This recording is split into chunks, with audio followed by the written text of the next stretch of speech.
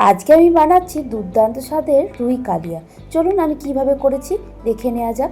প্রথমে মাছগুলিকে ভালো করে ধুয়ে লবণ ও হলুদ দিয়ে ভালো করে মাখিয়ে রাখছি। লবণ ও হলুদ দিয়ে মাখিয়ে রাখলে মাছগুলির ভেতর প্রবেশ করবে ও খেতে খুব সুস্বাদু হবে। এরপর ভালো করে সব মাছগুলির মধ্যে লবণ হলুদ মাখিয়ে কিছুক্ষণ আমি রেখে দিচ্ছি। কিছুক্ষণ পর কড়াইয়ে তেল দিয়ে তেলটি ভালো করে যখন গরম হয়ে আসবে মাছগুলিকে আমি দিয়ে দিলাম। এবার মাছগুলির এক পিঠটি ভাজা হয়ে গেলে অন্য পিঠটি আবার উল্টে দিচ্ছি।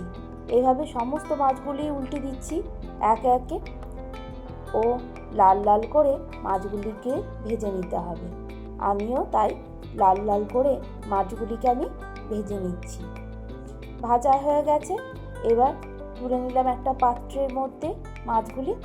এবার ওই তেলের মধ্যেই দিয়ে দিলাম গোটা গরম মশলা, তেজপাতা, কালো জিরে, গোটা জিরে, পেঁয়াজ ও অল্প সামান্য লবণ দিয়ে ভালো করে ভেজে নিতে হবে। লবণ দিলে পেঁয়াজটি তাড়াতাড়ি নরম হয়ে যাবে ও ভাজাটিও ভালো হয়ে যাবে। তারপর একটু ভাজা হয়ে গেলে দিয়ে দিলাম রসুন বাটা। এবার রসুন বাটাটা দিয়ে কিছুক্ষণ ভেজে নিতে হবে।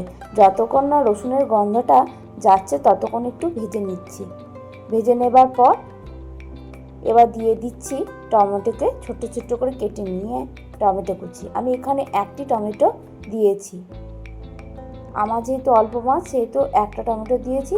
এবার দিয়ে দিলাম আদা, হলুদ, জিরে গুঁড়ো, ধনে গুঁড়ো, লঙ্কা গুঁড়ো ও অল্প সামান্য লবণ দিয়ে ভালো করে মশলাটিকে কষিয়ে নিচ্ছি।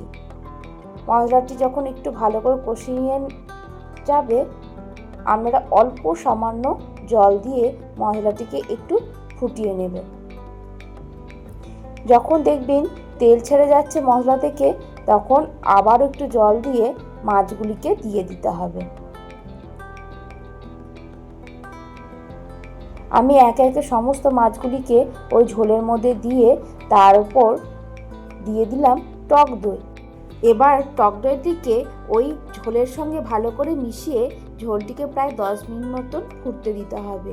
10 মিনিট পর গ্যাসটিকে বন্ধ করে একটা পাত্রের মধ্যে ঢেলে নিলেই তৈরি হয়ে যাবে সুস্বাদু রুই মাছের কালিয়া। বাড়িতে একবার অবশ্যই ট্রাই করে দেখবেন। আর আমার ভিডিওগুলো যদি ভালো লাগে তাহলে আমার পাশে থাকার অনুরোধ রইল। আমার পেজটিকে অবশ্যই ফলো করবেন যদি ফেসবুক থেকে দেখে থাকেন, আর ইউটিউব থেকে দেখলে অবশ্যই চ্যানেলটিকে সাবস্ক্রাইব করার অনুরোধ রইল। টাটা, আজকে এই পর্যন্তই। দেখা হচ্ছে নেক্সট ভিডিওতে। টাটা, ভালো থাকবেন, সুস্থ থাকবেন।